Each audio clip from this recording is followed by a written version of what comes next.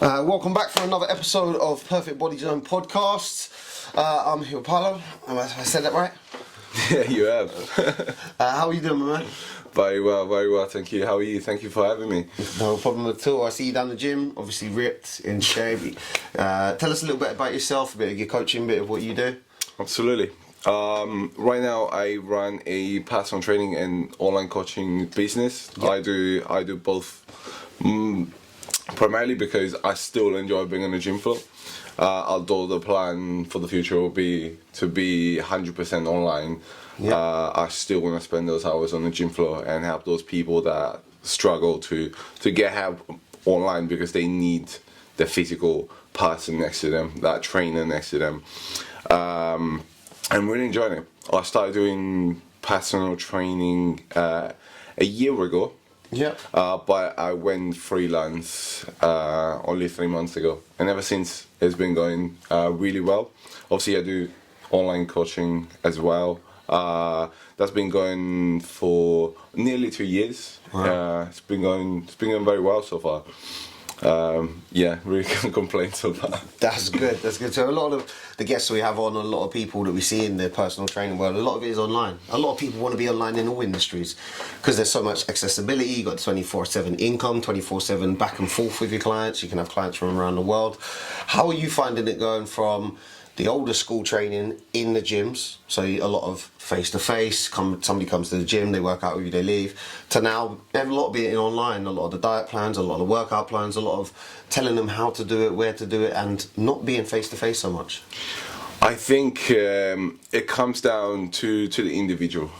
Some people have been coached online before and they know exactly what to expect. They know they have to send you videos and they know they have to be proactive with the check-ins and stuff. Yeah. Whereas like the people that will be doing it for the first times require more guidance.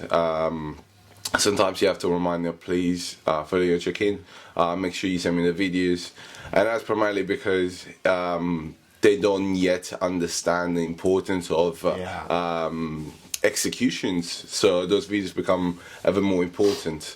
And I think it's also the fact that they may not be confident enough to take those videos in the gym because they don't look good enough, maybe according to them. So they don't want to put a tripod there because people may be looking at them.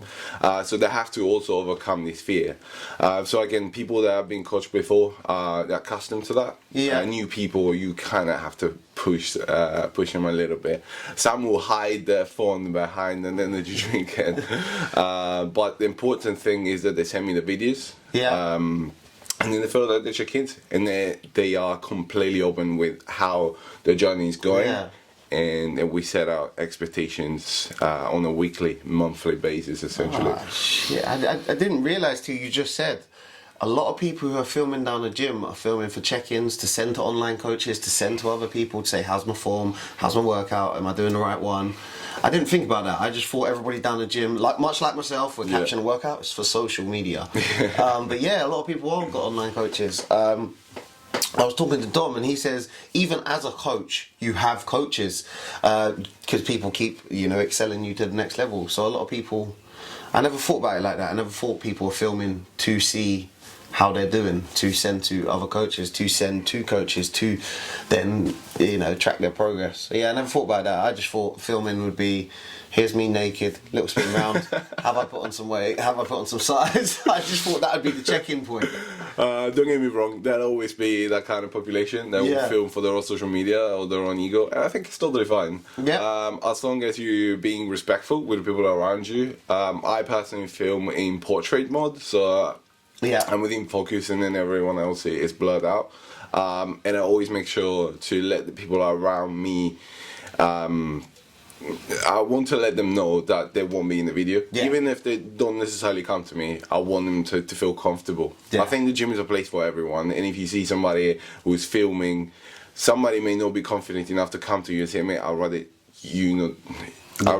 you didn't do that. So I go to them and say, hey, I'm filming, I hope it's okay with you, just so you know you won't be in the video. And they completely reassured with it, and I think that's the main that's the most important thing, really. Be respectful. That's really nice, because you're only going to end up on Joey Swole's.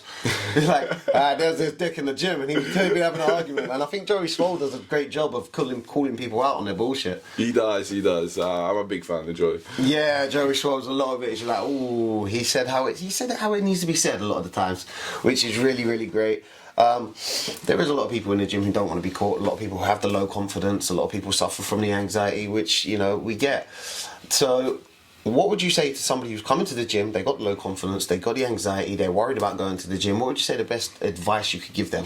I think if you turn up to the gym, you've already won. I think if you show up, you've already won. You did a massive thing. You got out of bed, you got out of your sofa, and went to the gym. I think that is the first win. Just you being there, you already won. Now all you got to do is complete your workout. Ideally, it will be already being laid out by your coach. So all you have to do is just follow the instructions.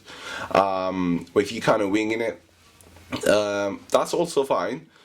But I think that if you can actually turn up to the gym, that's already the first win. And stay there and do the stuff that you're supposed to do. You've already won. Regardless of how intensively you train, you are doing it, and doing something is better than doing nothing, in my opinion. Taking that first step, actually getting there. So a lot of people need to pat themselves on the back for actually just getting to the gym in the first place. Absolutely, yeah. That's a very good point. Very, very fair point. But I think confidence will come with time. I think the more time you spend in the gym, meeting people in the gym as well, would make it seem more like a familiar place. Yeah. So I feel like you're second home. Yeah. And I think that's really important, because it becomes more effortless to just turn up to the gym. Very, very important to pat yourself on the back for your little wins and your big wins. The gym environment, a lot of people see it as big dudes lifting heavy. I'm scared to go. I don't want to go. You know, you got a lot of females who want to lose weight, but they don't want to lift weights because they're just going to get big and bulky like men, which we know just doesn't happen. I've been trying to get big and bulky for years, and I've still not done that. Please tell me how. Yeah, exactly. So what would your advice be for a woman who wants to go to the gym, but she don't know where to start? She wants to lose weight. You know, there's a couple of chunky areas. She's like, right, I need to lose weight. What would be the advice for a woman who wants to get down the gym and work out? I think that if you're that kind of person, then you definitely need guidance. Yeah. So it depends how important it is for you. If it's something you're really struggling with, it affects your life, it affects your mental health, then it's something you should be tackling ASAP, because that affects your whole life, not just your fitness, your look. Your confidence is really important, because it then translates in every area of your life. Yeah. So my advice for a woman will be to find a coach that inspires her, and you can be open with. And talk about all the issues very openly. Yeah. And then the coach needs to be understanding and lay out a plan, even draft a plan, and then perfection it as she executes it. So then it will in turn become the perfect plan for her. Yeah. And then it always comes down to results. Do you feel better week after week? Do you look better week after week and month after month? And if the answer is always yes, then keep doing what you're doing. Find a coach that keeps you motivated, accountable, that cares about you, checks in with you every week, and check-ins important. Exactly. Yeah. But even if it's not a check-in, just reach out to that coach. Most of us offer 24/7 support, so that doesn't mean you write at 3 in the morning I'm gonna reply to you, but that means you're guaranteed to reply within 24 hours. So use our service as well, because there's no extra charge for it. Yeah.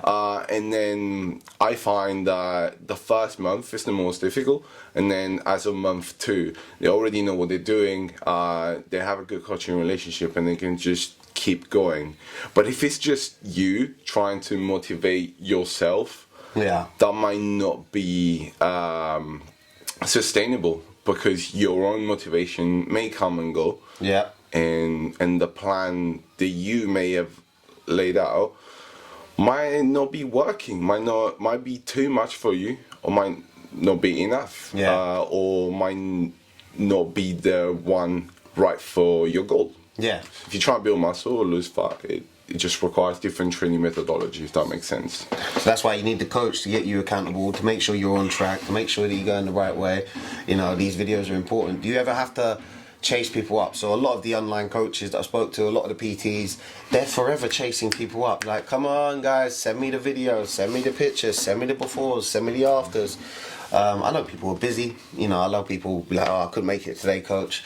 Do you feel like you're chasing a lot of people up a lot of the time? Yeah, it's but I don't mind doing it. Yeah. I think that if I was primarily a prep coach, I'll be dealing with people that are extremely motivated. They know exactly what they're doing, and then they send me photos and videos every time without me chasing them. But being realistic, I'm coaching a lot of the general population. So these people need to be educated to it. They don't necessarily understand the importance of those pictures, because if I need to program a new phase or need to assess whether those calories are still right for you and that plan is still right for you, I need to see the pictures, I need to see your performance, and I need to see your feedback.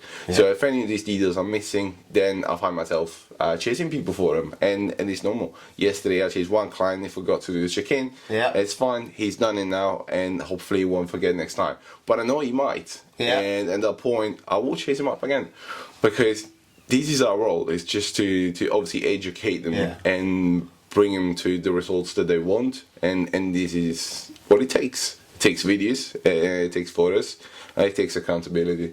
So you're their accountability partner, you're the one on their heels. Come on, let's go, let's go, let's go, let's go. Even if it's online, you're behind them. Let's go. More pictures, more workouts. Have you done it today?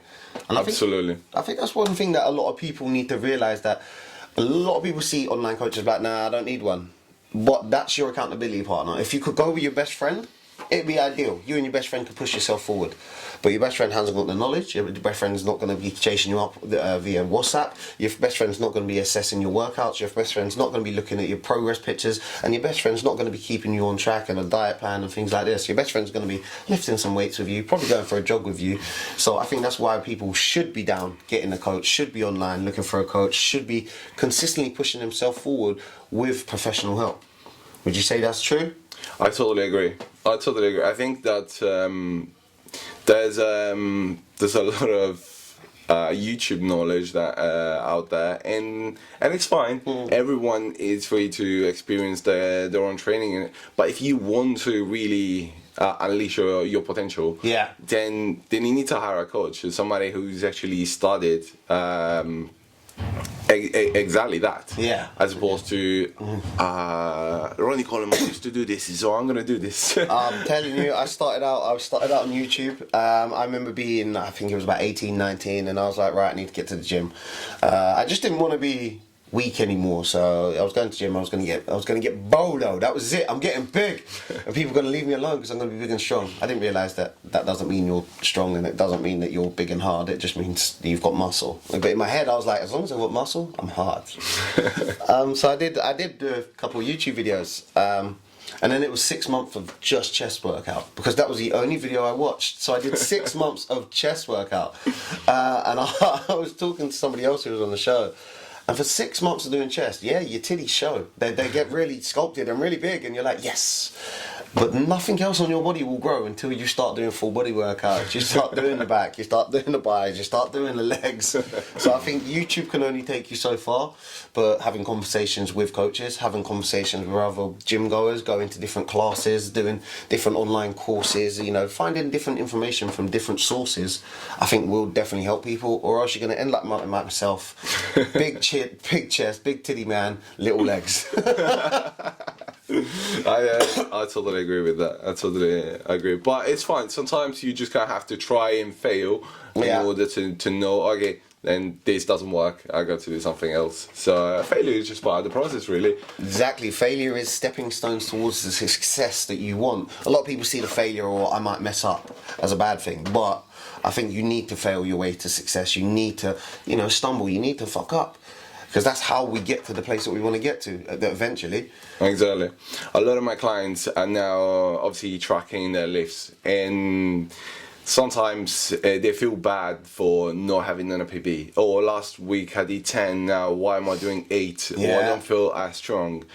And in that moment, when they finish the lift, and obviously they can't do it anymore, they're visibly disappointed. Yeah. And at that point, I have to have that kind of conversation where, what is success? What is success? We talked about this. Tell me what success is. Yeah. Oh, I know. But tell me what it is. It's a collection of failures. Exactly. Oh, I like that. Success Exactly. is a collection of failures. I kind of coined this, but I don't know if I had it from somewhere. I don't care. What is success to me is a collection of failures. Is you fail until you succeed. Okay. So today we failed. We don't know what we're gonna do tomorrow. Okay. Yeah. There's a lot of different factors that made us fail today, but not every day is gonna be like this. Love that. And they're basically reassured, and most of the times I end up doing better, like either straight away or maybe on the next workout. Yeah. But it's important that I lay out expectations that progression will happen. It just won't always happen, because if it does, then it kind of loses its value as well. You need to deserve it, and that just goes in life as well. Again, Success is a collection of failures. I love that. I feel like I need to do a motivational video on that. That's a great saying. Go on, man. I'll give you the right. Thank you, man. That's a great saying. I love that. I think a lot of people avoid failures. A lot of people don't want to fail. They don't want to try because they don't want to fail at it. But if you don't try, then you fail by default. And then when you fail by default, you just fail ultimately, because you haven't even tried. Then you can't learn, then you can't grow, then you can't succeed. Because you fail by default. You failed because you didn't even bother trying. The worst thing I get is friends, family, people around you will then talk you out of trying as well. Do you ever get a lot of that? A lot of people are saying you don't need an online coach to maybe some of your clients, or a lot of people saying you can do it yourself, or nah, I'm okay, I've got a YouTube video. Do you ever feel a lot of that? I do. I shared a post yesterday, and I called it "Cut Out All the Noise," because I feel like that most days. I feel like the majority of the people around me outside of the gym don't support my goals, and that's totally fine. Why would they even care? So they, and I don't think they do this on purpose. Yeah. But they almost try to talk me out of it. Yeah. When I'm in the other gym I work to in Valentine, there's people who are not bodybuilders, and when they offer me a cookie and I respectfully decline, they almost basically looking disappointed. I'm like, I'm not disappointed. Why are you? Yeah. I'm just saying no to that cookie, to that croissant. And I don't feel bad about it. No. Why do you feel bad about it? If anything, you should be feeling better, because that cookie's for you now. But I think that's a twisted society kind we live in. So if you sat down with a bunch of people and they all had dessert and you didn't, you'd be the weird one. But you're looking after your body because you're not putting the kind of junk in there. We can have a treat now and again, but you're just sticking to your goals. Exactly. The same if everybody's at a table and everybody's on their phone, that's fine. If everybody's at the table and you're the one person reading a book, you're rude and arrogant because you're not paying attention to everybody else. And that's messed up as well. It is. If everybody at the table is drinking alcohol on a night out and you decide not to drink alcohol, everybody at the table is looking at you like, why are you drinking water or a latte? That's horrible. What? You can't even socialise? Where anything's healthy, good, or, you know, keeping you focused, or recently I've heard monk mode. Any of this, you're doing good, people will start looking at you weird and they'll be like, that's not right. You should be drinking alcohol, you should be eating junk, you should be coming out, you should be not reading, you should be on your phone ignoring us. And I think a lot of people do that, and it's this messed up society that we live in. I totally agree. I think that if you're okay with not having a drink and you're in peace with it, no one else should tell you otherwise. No. You know? If you're visibly suffering because you're seeing everyone drink it, and you with your Coca-Cola there, you're thinking, oh, I wish I had a drink, then that moment you haven't made peace with the journey you're trying to live, okay? Yeah. Whereas, like, I'm happy drinking my Coca-Cola because I'm having a great time, and even though everyone's drinking and I like what they're drinking, I would like one, I'm not sad I don't have one, because right now I'm working for something bigger than myself, and I think that's worth much more than all the alcohol in the world. And then, you know, after when I will be done, I can still have those moments. It's making those, you know, short sacrifices, those small sacrifices to get to your long-term goals. And I think a lot of people are too busy breaking each other down, saying that's weird, you should be drinking, you should be eating shit, you should be socializing, you should be coming out, you shouldn't be studying. because they're unwilling to try making a sacrifice in their own lives towards a long-term goal. So they're ready to break you down to sticking to your goals, to sticking to your sacrifices. Absolutely. But I also feel it's completely wrong to judge one's life in general. I think if you're already criticizing somebody, first off, why? Yeah. No one's asked you to. Exactly. No one's asked you to. Yourself. So why would you do that? Yeah. Especially if it's friends and family as well. That's horrible. Like, exactly. You sitting there with loads of friends. Like you said, a lot of friends and family, they won't be supporting you. A quote that I did see a little while ago is, "It's easier to turn a client into a friend than it is to turn a friend into a client." And I was like, to be fair, that's true. A lot of people around me don't come to me for, you know, their media stuff or their motivational stuff, but people I don't know are willing to support me more, and I think that's a beautiful thing and a horrible thing. I totally resonate with that. I totally agree. It's true. It's very true. A lot of clients, I build basically a bond with every single client. It's almost difficult not consider them a friend. They're not friends, they're obviously clients, and you have to maintain a professional relationship. But especially with the personal training clients, we'll go through so many moments together. Sometimes, you know, sometimes they cry as well. Yeah. And I don't judge them for it. I think it's totally fine. I respect them showing and owning up to their emotions. Yeah. But what are friends are people that you laugh and cry with, right? And at the end of the day, I'm doing the same with my clients, so you could kind of say the same thing, Still right? got a bond with your clients. Exactly. Yeah, it's nice. So coming back to when we were talking about people, you know, just stereotyping you or judging you for what you eat and what you do, how would somebody stick to their goals? So they're out with friends, they're socialising, and then somebody's saying, "Come out drinking," or "Have an extra meal, come to this meal, eat this dessert." How would somebody then, you know, politely say to their friends or family, "No thanks," or stick to it, or stay on track? I think that you're gonna have to differentiate. Why are you going out? Are you going out to drink or to spend time with your friends? Yeah. If it's the latter, then you could totally do it. Yeah. You don't have to eat the meal that they're eating, and you don't have to drink the drink that they're drinking. So it ultimately comes down to your priorities. Why are you doing it? I'm in competition prep at the minute, and I know I'm working for something bigger than myself. I want to work for something bigger. So to me, saying no to a drink is very easy because I have my goal in mind and I'm so excited about it. So I happily say no. I don't think.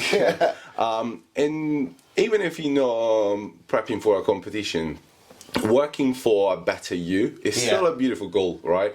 So you should be happy with doing something different because that will lead to a different you, which is exactly what you want. So you know, it's straightforward. No, like, it's just no. But I would like to spend time with you. Do you mind?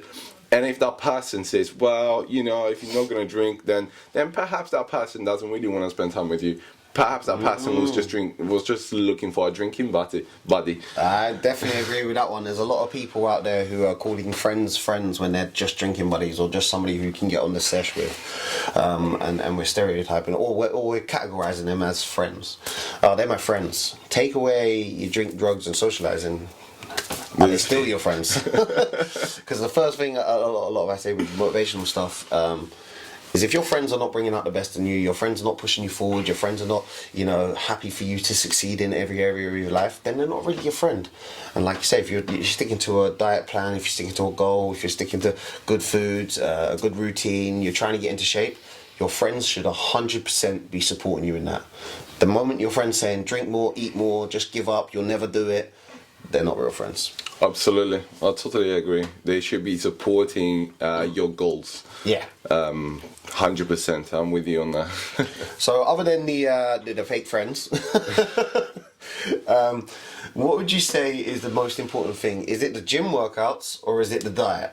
You know, because a lot of people say it's 70-30, a lot of people say it's 50-50. What would you say? Is it gym or diet? What's the most important thing for a lot of people when they want to lose weight or get in shape? I have a bit of a controversial opinion because I first off don't like to call them diet because diet implies a temporary approach. Yeah. And it has the word diet in it, so Yeah, let's just look at a rewiring of your life, right? Yeah, Something nice. sustainable is rewiring your life more than a diet, right? Because you try and do this long term, and it may not always be as strict, but you want to do this long term, right? Yeah. So I think they're equally important. They're just as important. So obviously training is a stimulus, and your nutrition provides you with the nutrients to obviously make that stimulus grow you muscles or make you lose body fat. So you can have one without the other and you still wouldn't have the results. Yeah. So I think that they're equally important. A lot of people think that training is more important, but it really doesn't matter whether it's more or less. You still have to do them both. Yeah. So and failure to do so will give you half results. So I think they're equally important. Just like the cardio as well. I think cardio is an overlooked part of training, but it's extremely important. I think without cardiovascular health, there's no you without you. What do you need a good body for? There's a lot of people. I was one of those people. I was in impeccable shape. I had, I was ripped. I had the abs, but there was no cardio because I was just lifting weights, just taking steroids, eating protein and shakes, and I looked great. But 2 minutes of running and I would be dead. Running up the stairs, I would be dead. There was no actual fitness behind me. There was no cardio. There was no stamina. And I think a lot of people undervalue the actual health side to the gym. You can look great and still feel like shit on the inside. Exactly. That's a very important thing you just said. You can look great and still feel shit on the inside. Yeah. It's so true. Cardio is just so important. As you said, why do you need all those muscles? Is then after 2 sets of stairs, you breathless. I'm telling you, when I first went down to do MMA, so my coach, Adam Ubanski, he said, yeah, come down. So he was one of my media clients. And he said, come down. And right back then I was massive. I was really, really big. Loads of steroids. But I was really big. And I was like, I'm going to wipe the floor with these little guys. And I was done. Everybody beat me up. And it was a very humbling experience. Because I was that guy before, muscle's the one. And then, all the little guys just beat me up. And I was like, right, the cardio's important, stamina's important, skill's important. And it was a very educational experience for myself. How did that make you feel? Educated. But I think it opened my eyes to, muscle isn't everything. You might be able to lift more, you might be able to hold someone longer, you might be able to look more like a fighter, but essentially skill matters, cardio matters, general health matters, fitness level matters, stamina matters. All these things matter more than just being that big bolo guy who's looking hard, looking scary, because at the end your looks are not going to win the fight. So it was a very educational experience. So let's talk about a bit of supplements. So with the supplements, if somebody comes to you and they was like, right, what free supplements do I need to get in shape or lose fat or gain muscle? What would be your top 3 supplements for somebody? So as the word implies, supplements are meant to supplement and therefore be kind of like an helping hand to the basics. So no supplements will ever make up for proper nutrition and proper sleep, right? But I think if you're working out in the gym, at the very least you want to be getting some vitamin D, especially in winter, because your bones are going to be under a lot of stress. So vitamin D. So vitamin D and omega-3 would be the top for me. Omega-3 and vitamin D. That's for your joints and bones. People don't think an impact on their muscles, but they don't think an impact on their joints and bones. And I think if you can look after them, especially in winter time when there isn't a lot of sun, then vitamin D is really important. everything else, it really depends on your lifestyle, really. Yeah. Whey protein could work for somebody who has a very active lifestyle. Yeah. But for example, in my case, I don't really need them because I'm able to get all the 100% of my protein from food. Yeah. But some people might need them, so go for it. A pre-workout is... Ooh, lovely. Pre-workout, I think it's my main supplement. Yeah. I get it every single workout. Yeah. I think if you can kind of give yourself more awareness of what you're doing due to the caffeine and the other ingredients, obviously it's going to have to be a good one. That will make a training session epic. So why not do it? Pre-workout. It's What about safe pump to and take. pre-workout? Well, I don't do pump pre-workouts. It's mainly because it gives me an unrealistic expectations of what my look and physique actually looks like. Yeah. But I'm not against them. I think people that can't necessarily get stimulants, a pump workout is a very good option. I will still give you more awareness. I haven't tried a pump workout yet, but yeah, pre-workouts definitely, especially when you're feeling a bit tired and you need that extra boost or a bit of a slower morning. Like this morning, I got up and I was feeling really, really flat. So I've had my tea, I've had a pre-workout, I'm a bit of a caffeine crackhead. So people be like non-stop caffeine going into your body, which is terrible, obviously, having that much. But yeah, the caffeine, what about building up that tolerance to caffeine? Do you find if you keep using pre-workouts, you keep having the caffeine, the coffees, the teas, do you build up a tolerance to your caffeine? I think first off, it's important you understand that not all pre-workouts will have caffeine in it. You can get non-stimulant ones. So if caffeine does bother you, then 100% avoid it. Yeah. Then there's see how much caffeine you get during the day and when. Because that also will affect your sleep, and if it affects your sleep, it will affect all the areas in your life. It's really not worth it for a great workout session. It's really not worth it.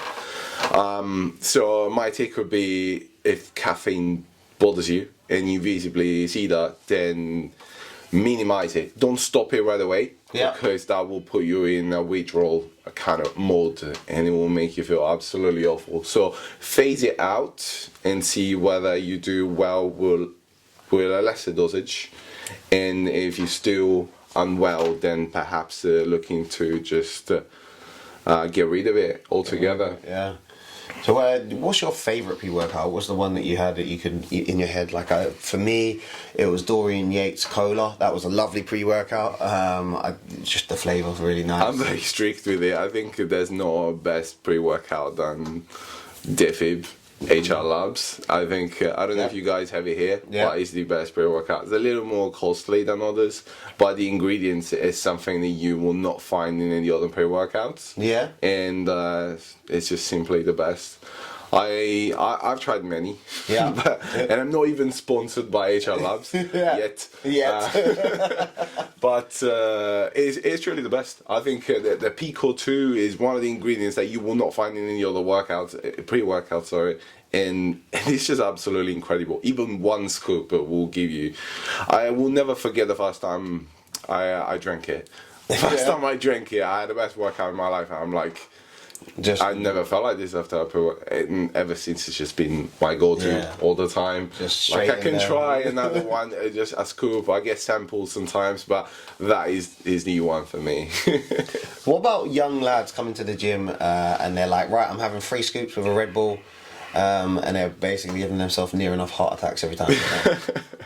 I think people think, oh, I'm gonna need caffeine to go to the gym, but truly, when you think about it, you don't. No. All you need is think about when you had a great sleep, how aware you are of absolutely everything. That is the perfect time for you to have a great workout. Okay? So just prioritize your sleep, because you know that is going to benefit your performance, and there's no supplements that can make up for it. Yes, if you had a crap sleep, then a pre-workout could help. Yeah. But that is not a solution, and you know that long term it won't work. So my recommendation would be get caffeine in the AM. Get no caffeine in the PM. and then have a good sleep hygiene routine and go to sleep so you can do it again. So sleep is vital. Sleep is very, very important. Absolutely, I'm a firm believer of that. Sleep. What about melatonin for sleep? So I used to take a lot of melatonin to help me sleep. For somebody who works nights, I like work 4 nights a week, so I'll be finishing at like 4 in the morning. It'd be trouble sleeping. Then on the nights off, it'd be trouble. So I have melatonin every now and again. Yeah. Nice, helps you go into a nice sleep.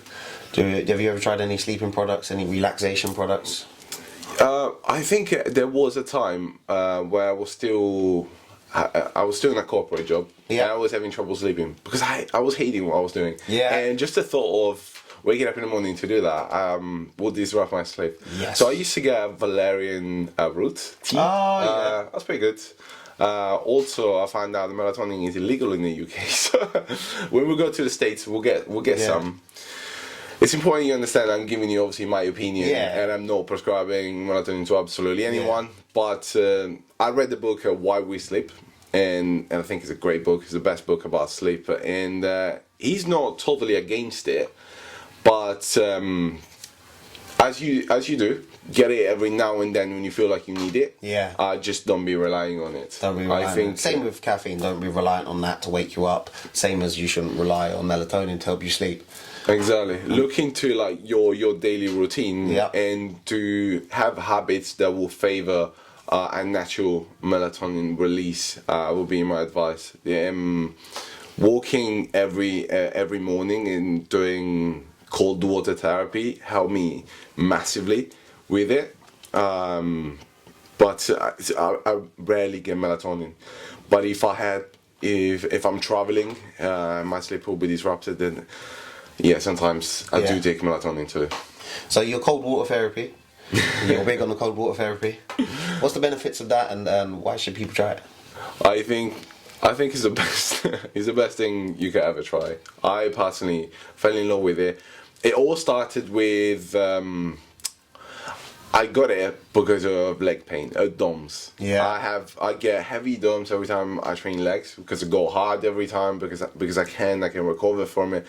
But I found that the more I do this, I will be in pain for the next 6 days. It used to be 3, now all of a sudden it's 6. Yeah. Turns out that was also not the best sleep. And I was also playing basketball in between, and I was working a lot, so I wasn't allowing my body to recover. So I bought a cold plunge, and I felt better already. It was really hard the first time, but I will never forget the feeling after the first bath. I was like, this feels incredible. I must do this again. And then the more I do it, the more incredible I feel.